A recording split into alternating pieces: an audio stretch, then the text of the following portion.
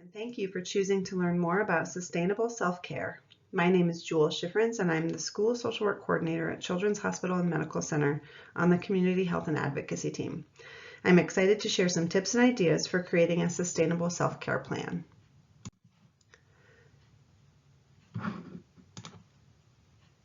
So,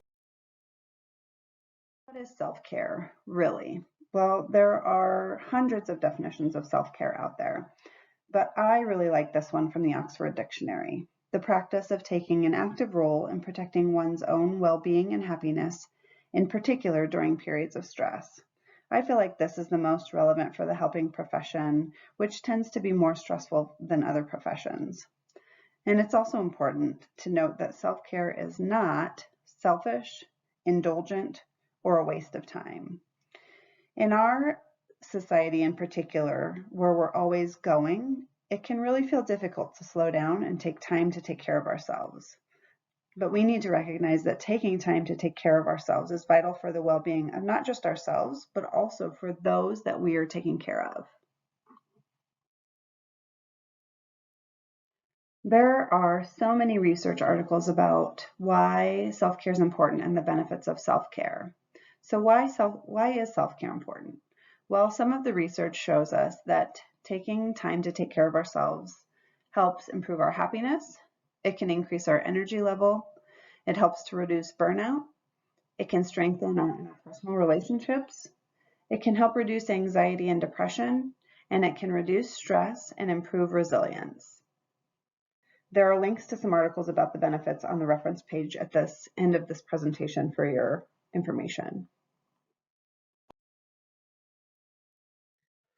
There are 4 key dimensions of self-care. These dimensions include physical, which is the body, emotional, which is the heart, mental, which is the mind, and spiritual, which is the spirit. You can also include social, financial, and professional self-care as important to overall self-care as well. But for the purpose of today's learning, we're going to focus on these 4 key dimensions. And it's important to take care of each of these dimensions in our lives as they're all interconnected, and each one can have a direct impact on the other. Physical self-care: to live, move, and breathe. Physical self-care involves those things that we do every day to take care of our physical health. So some of the ideas for physical self-care include movement, regular health and dental care, nourishing our body, sleep, hydration, and taking time, of course, for rest and relaxation. And you'll see that instead of putting exercise on here, I've included the word movement. And for me, figuring out how to include exercise into my daily routine can feel daunting at times, but movement is much easier for me to think about. For example, jumping on the trampoline with my kids is much more realistic for me than running on a treadmill, but it's also just as effective. Emotional self-care: to love, care, and be in relationship with yourself and others. Emotional self-care also includes components of social self-care. Some of the ideas around emotional self-care include setting boundaries for your time and energy, surrounding yourself with positive people, creating meaningful connections, practicing gratitude, being kind to yourself and others, limiting time on social media, and doing activities that give you energy. And I'm sure you all have young people in your life who you give advice to about using social media platforms responsibly. So it's important that we're heeding our own advice and recognizing that while social media platforms do offer an opportunity for connection, they can also have a negative impact on emotional health if we're not using them in a responsible way and maybe spending too much time on social media and not enough time in direct relationship with people. Mental self-care: to learn, think, and grow. Mental self-care can help us cultivate self-awareness and to reflect on the things in our lives that give us peace and help us feel whole. Having opportunities to reflect and learn is paramount to being able to grow as a person. And personal growth is important for our individual self-esteem and for helping us to create purpose in our work.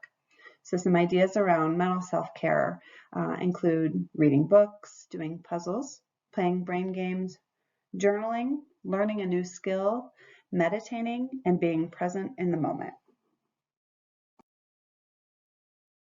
Spiritual self-care, to connect with essence, purpose, and meaning.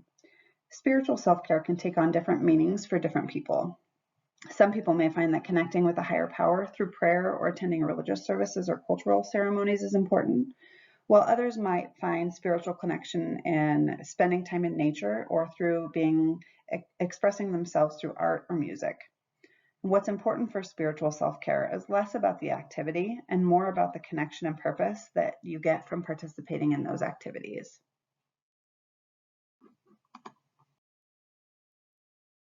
Keys for sustainability with self-care include making sure your self-care goals are fun, flexible, uplifting, and nourishing.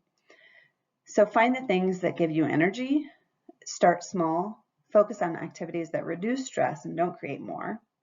Make a self-care plan, take advantage of technology with self-care apps, give yourself grace, and overall, have fun. Self-care plans are not helpful if it feels like a task or a chore rather than just a part of your daily routine. So it's important to find activities that re-energize and nourish you. And also that self-care does not have to be an elaborate practice, and it can include the small things that you do every day. So it's important to give yourself grace, recognizing that life happens and sometimes things just don't go as planned. We live in a technological world, so we may as well take advantage of technology at our fingertips to help support our self-care efforts. The links on this slide are for some self-care apps that can help you keep track of your self-care activities.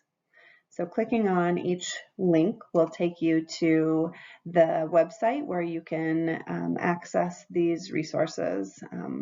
These are all apps that are available on iPhones or Android, and so they will literally be at your fingertips. There are so many great online resources available for helping to create a self-care plan or find self-care resources and ideas, and I've included quite a few on this slide. The second to last link offers an example of how to create a self-care plan for those who might find that helpful. Many of you are probably familiar with GoNoodle. GoNoodle is a great resource to use in your organization because it has great activities that you can use with the youth in your programs, and you can also do the activities along with the youth for benefits for yourself. So this slide has some links to some videos from GoNoodle, as well as the link to the GoNoodle homepage where you can create your own account.